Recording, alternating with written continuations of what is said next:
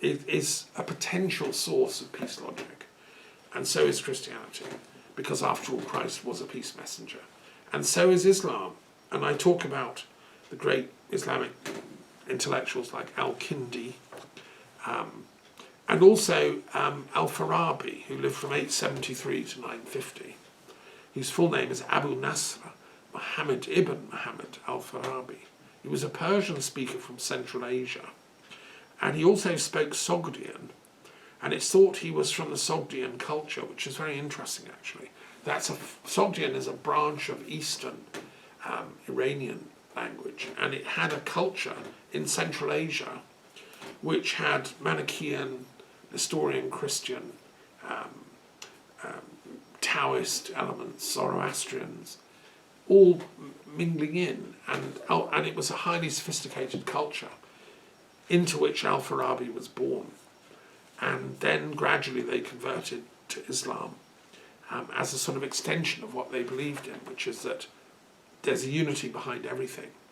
They were strongly influenced by Buddhism, and archaeologists are exploring all this, and Samarkand and Bukhara were their great cultural centres in the Sogdian culture.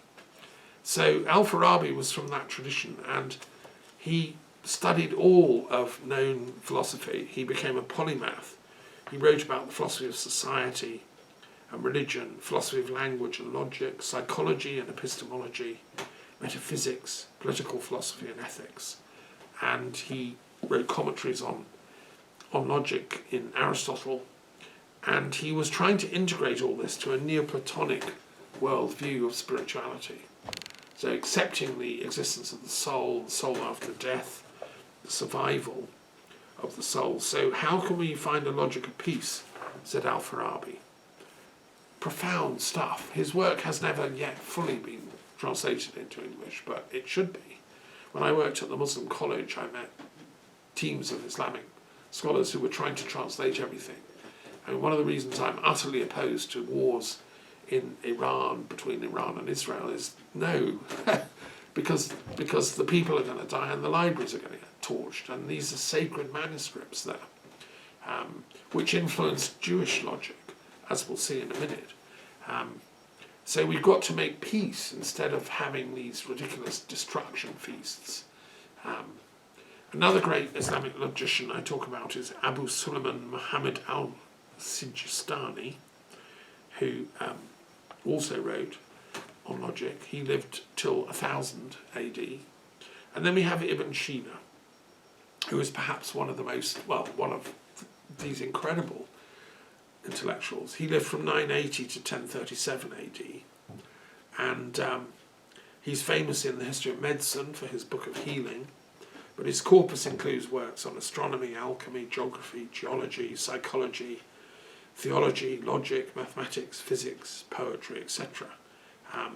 A profound thinker, and I remember, reading a biography of him when he was in his teens. He used to have to work, on horseback, shepherding, whatever, goats, and he would be reading Aristotle on the horse as he was working. And he was just a very, very profound person who really pioneered the notion of temporal modal logic, which is a 20th century thing. But he got there first because he corrected Aristotle's syllogistic logic by saying Aristotle forgot about time. There's nothing about A is B at some time versus A is always B. You have to have a logical system that is aware of time, said Ibn Sina.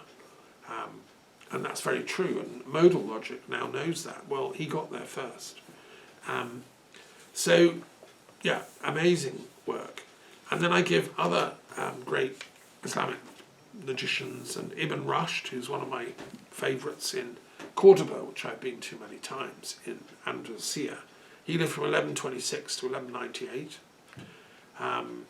He wrote more than 100 books, treatises on his hero, Aristotle, explaining how the Quran is not antithetical to logic, but our interpretation, our hermeneutic of the Quran has to be sophisticated enough to take on board the wisdom that philosophy teaches and the wisdom of logic. Now, not everyone needs to bother with that because it's a highly sophisticated discipline, he said. It's fine if you just want to have faith and do your prayers and follow the teachings, but if you really want to know absolute truth, you have to study logic and philosophy. And you will find that the principles of the Islamic Quran are compatible with and in fact reinforce the findings of philosophy and logic. And he came at it from both sides. And I would concur with that in my study of the Quran. I've been in detailed exposition of how they coincide and how exactly they interlink. His work was known by Thomas Aquinas and others in the West, in Europe, and he was known as the commentator because he was the genius. And these people in Europe were just rediscovering Aristotle. We'd lost it, and we were translating it into Latin. People were going off to Cordoba and translating Ibn Rushd into Latin, and those precious books were then brought back to Oxford and Paris, where the first universities were set up.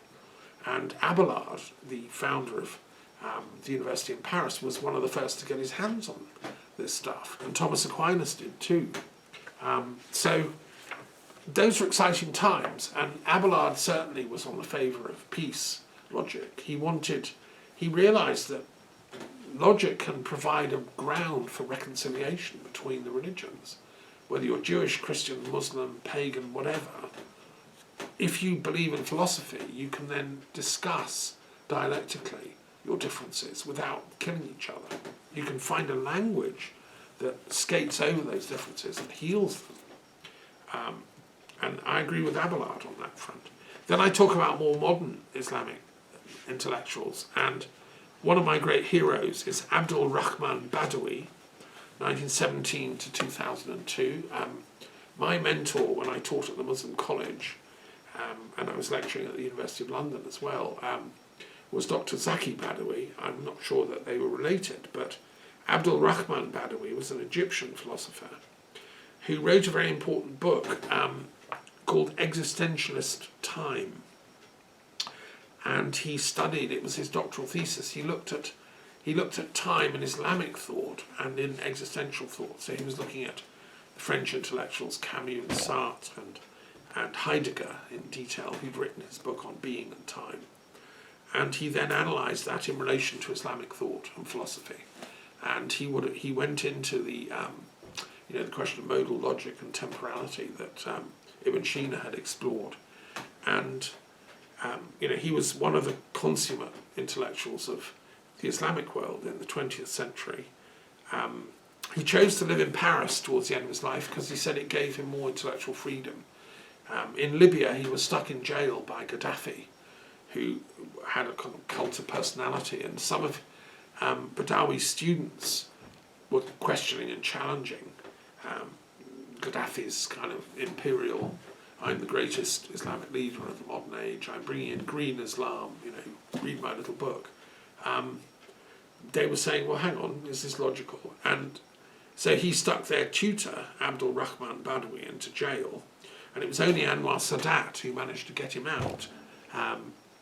So yes, and so Abdul Rahman Badawi decided that being a philosopher is sometimes a bit risky.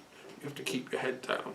So he went to live in Paris, which is like the mother home of intellectuals, really, and philosophers. So his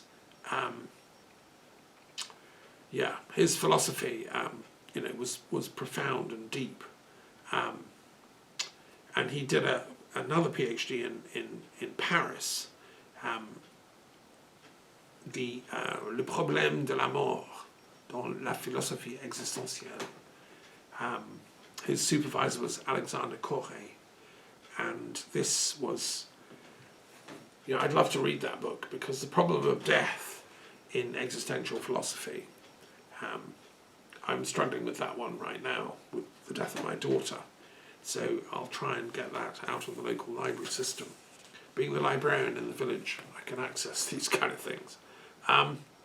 But Badawi was a great believer in peace, and he felt that it was a fatal mistake to say that Eastern and Western thought, Islamic and European thought, should be at loggerheads in perpetual war. no, we have to make peace. We're each other's long-lost brothers. And so he proposed, in effect, a logic of peace. I'm trying to build on that legacy in this book. He was very eclectic, as I am. I also talk about the work of René Guénon, a great French intellectual, 1886 to 1951, who became a great Sufi, moved to Cairo. He was an eclectic esotericist, transpersonalist, perennial thinker, and he got very interested in the history of logic in philosophy, and he ended up living in old Cairo, and his writings are very, very profound and influenced a whole school. I also talk about Fritjof Schuon, who was similar to Guénon. Guénon's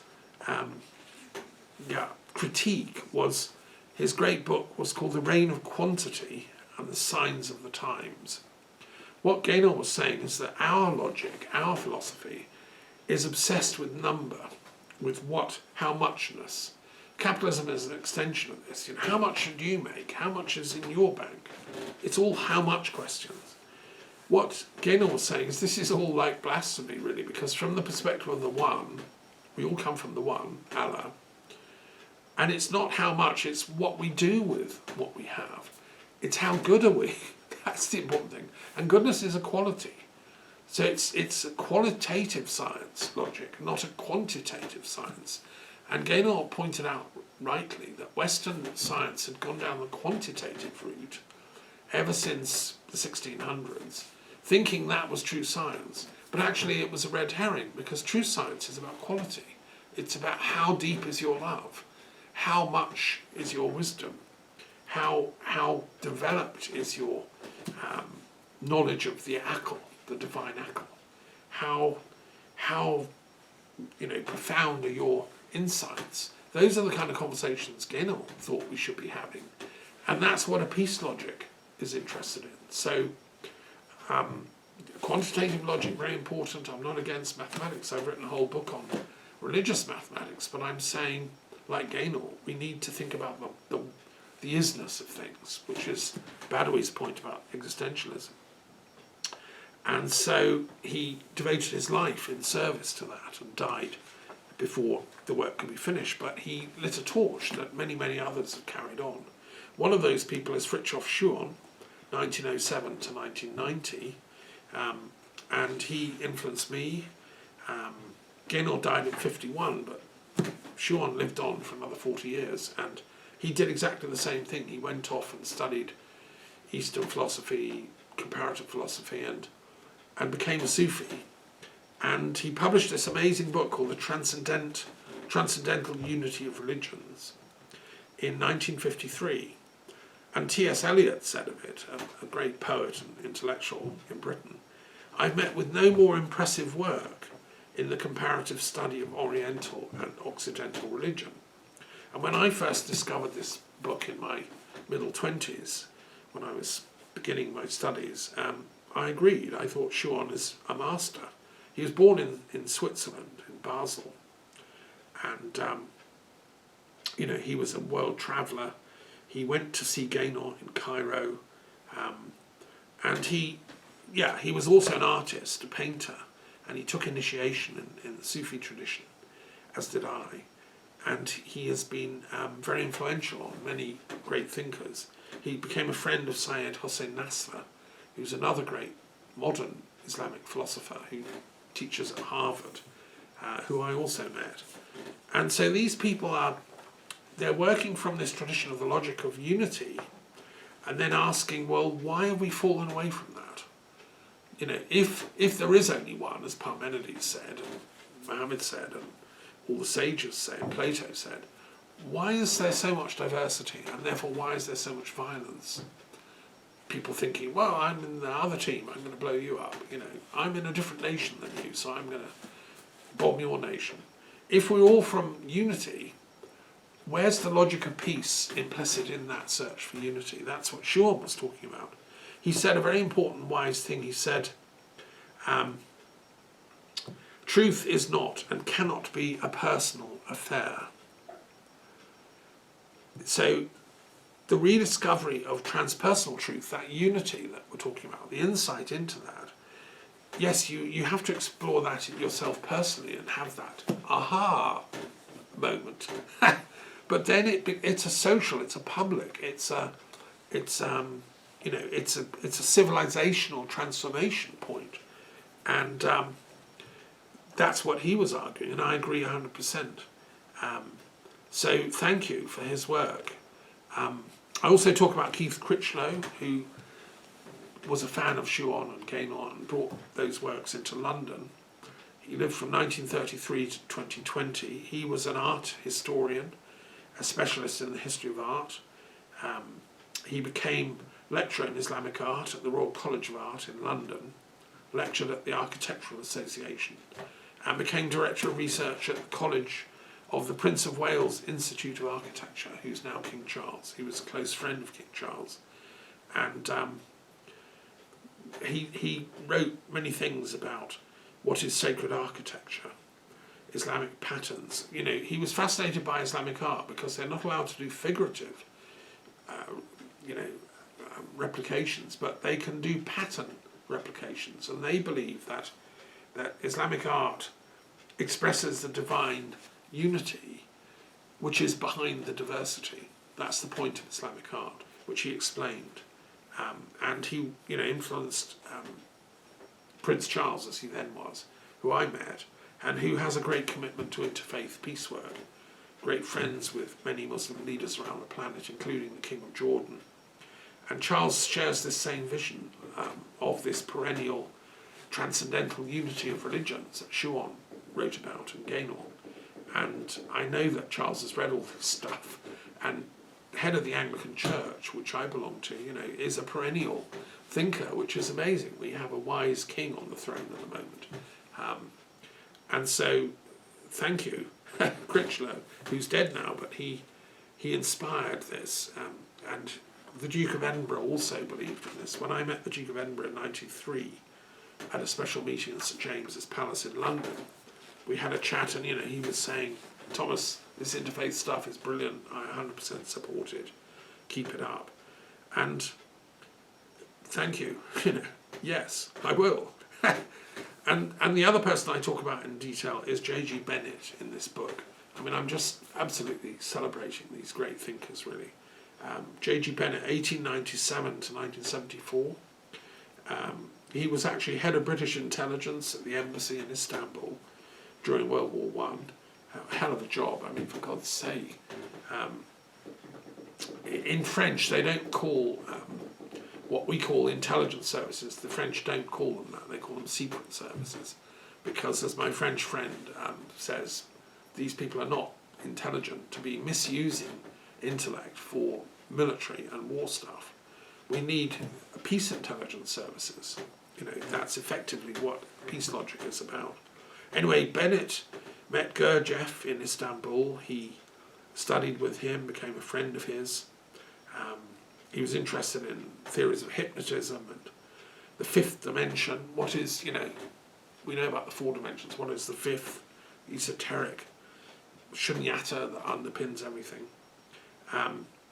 And he studied with Gurdjieff and went off, founded his own centre called Coombe Springs in Kingston-on-Thames, and had some amazing experiences of his own, mystical experiences. He outlived both Uspensky and Gurdjieff for many years. Died at the age of 77 in 1974, but he wrote this amazing book, which I analyse in detail in my Peace Logic, which is called, the actual title is The Dynamic Universe, I think. Let me find the exact thing. The Dramatic Universe, sorry. It's in 4 volumes, and I have them all here, and I've studied them, and I worked on them in my PhD thesis, where I explored all these transpersonal thinkers. And he argues the 7 types of history, does old Bennett. There's the history of ecology, the biosphere, the plants, the soil. He calls this Edaphic history, named from the Greek word for soil, This is the kind of base level of history, without which nothing happens, geological and geographical.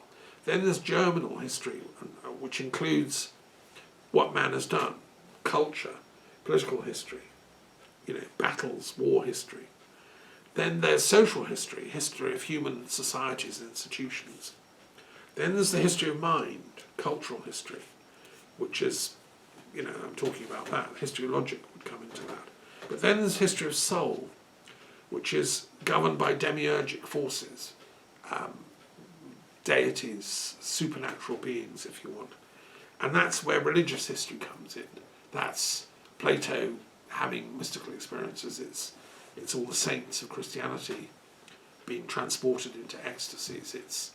It's the Islamic Sufis experiencing great downloads. It's the Kabbalists like Isaac Luria, being swept away in transcendental visions. It's the prophetic level of history where they're downloading the will of God. And then beyond that, there's the sixth level of history, providential history, where you reach cosmic individuality. So you're no longer speaking from the ego, the place of, Thomas or whatever, the individual. You're talking from a place of cosmic individuality. You're speaking from the one again. And that's more the prophetic level of what I call transpersonal history. And certain sages and saints reach that level, said Bennett. And in his book, The Dramatic Universe, he analyses them all.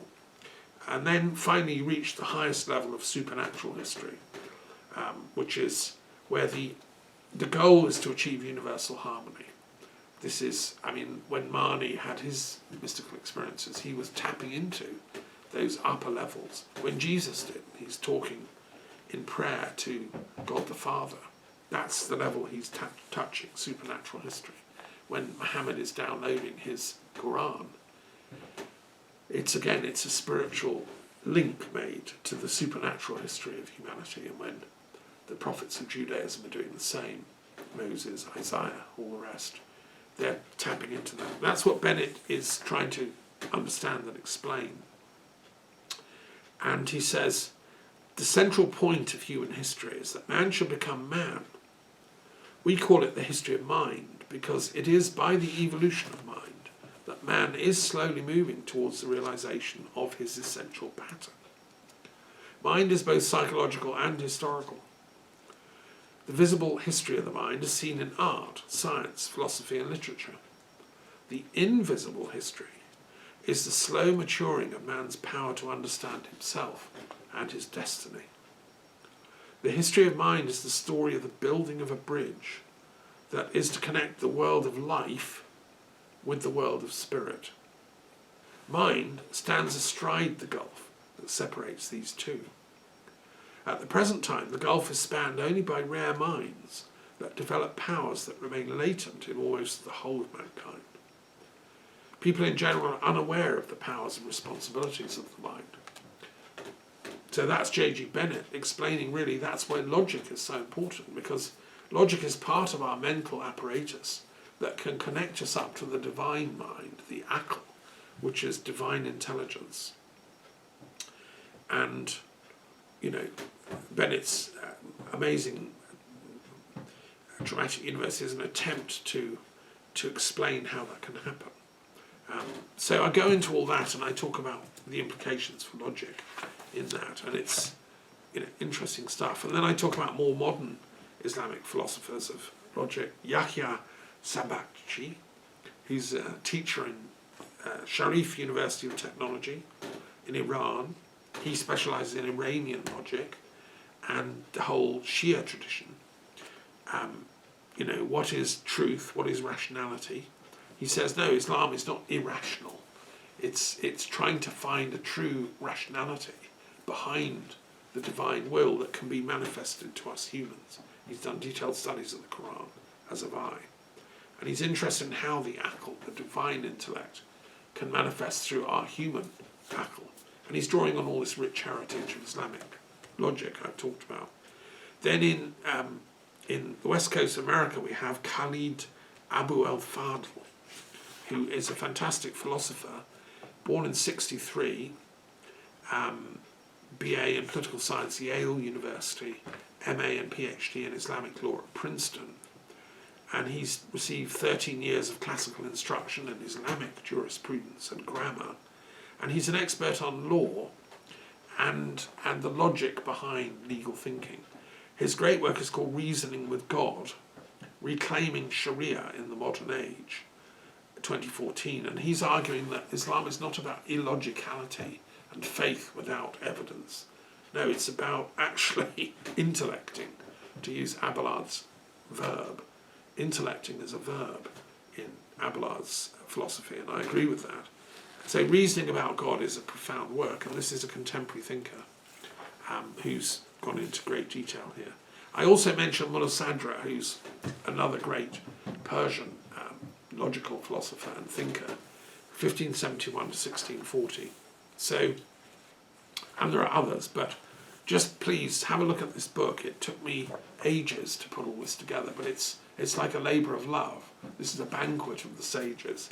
And then I go on to Judaism. So, they're not in chronological sequence, obviously, but in Jewish thought, there's a tremendous tradition of logic. In biblical studies, in the commentaries, in the Talmud, there's a thing called Pilpul, where you analyse and dispute and debate the Talmud, and you try and understand the meaning of the Torah and the implications of it for your community, be it some village in Poland in the 16th century, or some, village in Palestine, in Safed, where the Sephardi community came and settled, thanks to the Ottoman generosity. And then I talk about Moses ben Maimon, or Maimonides, 1138 to 1204, who wrote many things on logic, and I analysed them, and he wrote the Guide for the Perplexed, which is, how can you reconcile the Bible, which seems to be full of all kinds of weird stuff, and not very logical stuff, and mass killings and all kinds of stuff, with logic, with reason, with Aristotelian thought, with the clarity of that Greek mind. And that's what Maimonides does. He says, yes, this is how you do it. The Guide for the Perplexed was written for his student, Yusuf ben Judah of Ceuta, a city in Morocco. And, it's still a masterpiece. We need, and, my late colleague, E.F. Schumacher, who taught at Birkbeck College as I did, he wrote a modern Guide for the Perplexed. He was a great teacher and philosopher himself, and a founder of the Green philosophy.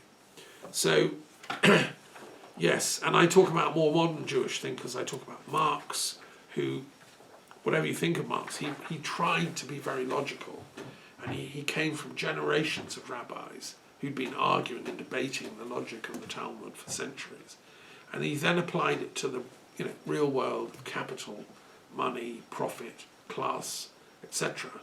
But he was thinking like a rabbi, he was thinking like a Jewish savant. And his Das Kapital, which I'm halfway through a commentary on in all my spare time, is full of logic. He's trying to be logic. The trouble with Marx, bless him, is that he left out the logic of peace. He never attended to it. It's a complete lacuna. He was interested in class warfare and victory for the working classes. I would have failed him in my seminar if I was teaching him. I would have said, go away and study the logic of peace. Rewrite Das Kapital and put peace back into it. And he didn't. So, hey, that was a fail, because what have we had from Marxism is endless wars and fights and class warfare and Stalinism and Maoism and Trotskyism, and, it's all a logical category mistake, because Marx himself failed to put the logic of peace in. And then I talk about Sigmund Freud, who, again, another genius, who tried to work out, again from a long, long line of distinguished rabbis, going centuries back, and his wife too, Martha Bernays. But I explain how Freud was trying to apply all that logical tradition to the analysis of the human mind, the human conscious and unconscious, the different levels of knowing. The Kabbalah influenced both Freud and Marx, actually, with its idea of the tree of life, different levels and planes of being. Scholars are now studying this in some depth. Freud was a way opener to later thinkers like Jung and Maslow and more transpersonal psychologists, but he was a very important thinker. And his logic was, in a sense, he was trying to explain illogicality has an inbuilt logic. So we say somebody's insane because they're talking about stuff we can't see, but there's a kind of logic to it if you understand it and if you work out where they're situated on the tree of life, where they got stuck, where they got traumatized, where they got bullied, where they got beaten up, where they got raped. When you understand their trajectory on the tree of life, as a healer, as a doctor, you can have compassion and guide them back into centrality, back into contact with the whole of the tree of life. That was what Freud was ultimately trying to do as a psychiatrist. And then I talk about all the incredible contributions to logic by 19th and 20th century, Jewish minds, up to and including Einstein and all stations between, and like Sir Karl Popper, who I met. And what they haven't done, and what I grumble at in this chapter, is for all its genius, the Jewish mind hasn't yet come up with a logic of peace, which is the thing we need in Gaza right now. It's the thing we need to make Israel safe and secure. Israel can't go on as like an armed military camp in the Middle East, fighting all its neighbours forever, and doing covert wars everywhere else, and using spy techniques to assassinate people. That's no long-term, project for Israel. That's not what Moses wanted. It's not what any of the prophets wanted. And it's unworkable, that. So what we have to do is, I think, get the Jewish intellectuals, as well as all the others, to think through a logic of peace, how they can happily, coexist with other cultures, with Islam and Christian thinkers, and that means making friends with the Palestinians. How are we going to get a peace treaty between Israel and Palestine if one side is constantly trying to kill and destroy and blow up the other side? It's not workable. So there's a peace convoy going to Gaza to rescue these people. The logic of peace is the place we have to look to for the reconciliation of these warring traditions, in my opinion. And I give the footnotes here, how we can do it, and there's a bibliography. So, hey, what's not to like? And next volume, this is 2-volume work. I'm going to be talking about Hegel and going into detail about 19th and 20th century's development in logic and, other philosophical traditions on the Chinese thought and so on. So, yes, sorry, that's quite a mouthful, but I hope that's of interest to people. It's the point of the Philosophy Club, is to get knowledge of this stuff out. And that's why I've written the book. I don't know why it has to be me that writes all these books, whereas everyone else, but I've done my bit. I want to say something about Egypt here, because Egyptian classical traditions are amazing, the Hermetic tradition, the logic implicit in that. And I've been looking up this week, because St. Francis went to Egypt to try and make peace. He went to Damietta and spoke to the Sultan. And he was there in 1219 of his own accord as a saint, because he knew the most important thing is to make peace on this planet. That's what Christ's message was. So he went to Damietta, which is at the foot of one of the branches of the Nile where it hits the Mediterranean. And he had a long chat and was hosted by the Sultan. But it didn't succeed. At the time there was a crusading army trying to conquer Damietta. He went back to Italy and carried on with the Franciscan Order's work, which was about embedding wisdom into the locality. And in a sense he's the patron saint of ecology now.